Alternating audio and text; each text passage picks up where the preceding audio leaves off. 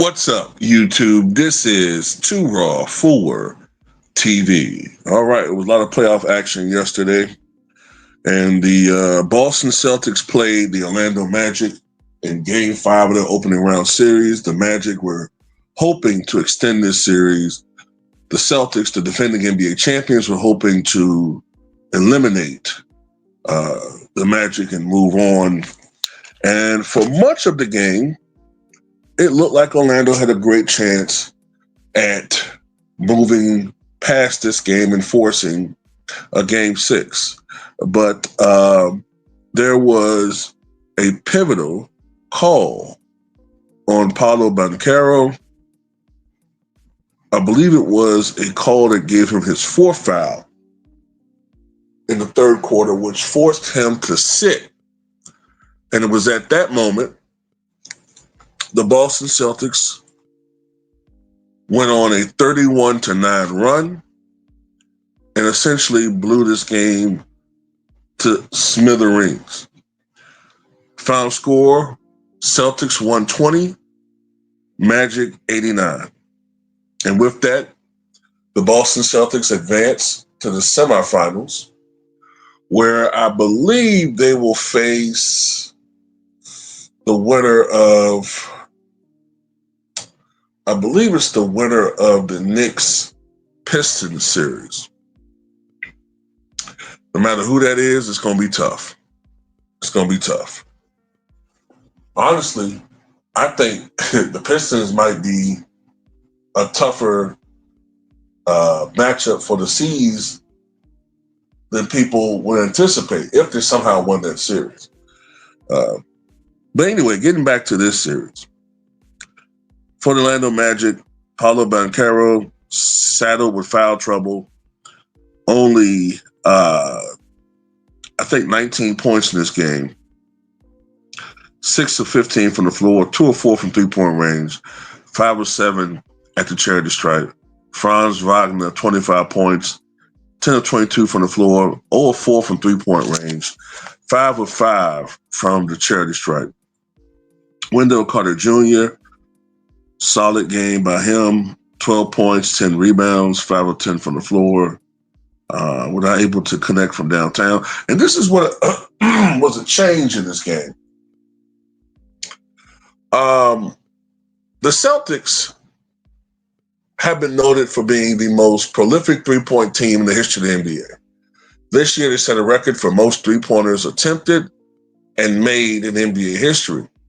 Yet in the first half of last night's game, the Boston Celtics didn't even make a three-pointer. The first time this happened with a Celtic team in, I believe, 4 years.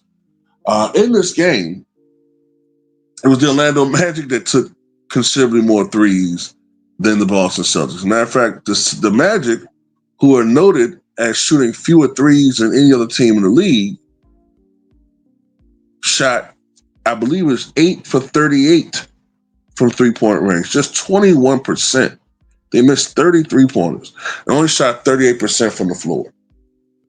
Speaking of having a weak series, KCP, who of course was signed as a free agent from the Denver Nuggets, he was signed specifically for these types of games, his playoff experience and his ability to stretch the floor and all that. Play solid defense. KCP offensively was kaput in this series. Kaput. He only shot 27% from the floor in this series, only 26% from three-point range. He just could not get it going offensively at all in this series. The Boston Celtics could get it going offensively in this series, in this game, I should say. Boston shot, I had the figures in front of me. Boston shot 57% from the floor, 54% from three-point range, and 21 of 24 from the charity stripe. And Jason Tatum had 35 points on remarkable efficiency, 10 of 16 from the floor, 4 of 5 from three-point range, 11 of 14 at the line, 8 rebounds, 10 assists, 35 points. Jaylen Brown had 23 points. And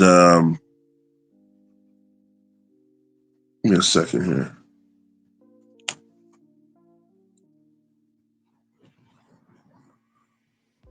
In the series, Jason Tatum averaged 31.3 points, 11.3 rebounds, 5.3 assists, 1.5 steals on 45% shooting from the floor and 36% from three-point range. Jaylen Brown's numbers were great too. 23 points, 7.6 rebounds, even better efficiency, 49% from the floor, 44% from three-point range. Not going to win too many series when you have your opponent shooting and shooting with that type of efficiency and scoring with that type of efficiency. And congratulations to the to the Boston Celtics on their victory over the Orlando Magic. And, with this strong performance against a great defensive team in Orlando Magic, I think this boisters Jason Tatum's and the Celtics. It boisters the perception of this team. Sometimes, and I've done it too. I'm just not convinced at times that their championship run last year was a legitimate one. They benefited a lot from injuries. But then again, you could say that people say that about Milwaukee in 2021, and you could say that about, to a lesser extent, more of a competition standpoint with Denver in 2023, right? Injuries happen. Sometimes luck does play a little part in it, and sometimes luck happens to be injuries to the opposition. Matter of fact, I did a video. Maybe I need to re-upload it. I might have to do that, but I did a video a couple years ago showing how you could, with every NBA championship team, you could factor in injuries or something, even mob connections, as an excuse as to why a team won a championship. You can do it every series. So that's why it gets a little bit overblown with the excuses. Even me, I gotta check myself sometimes, because that's why when I talk about Giannis and the Bucks, I didn't want to make too many excuses. Giannis, he's the best player.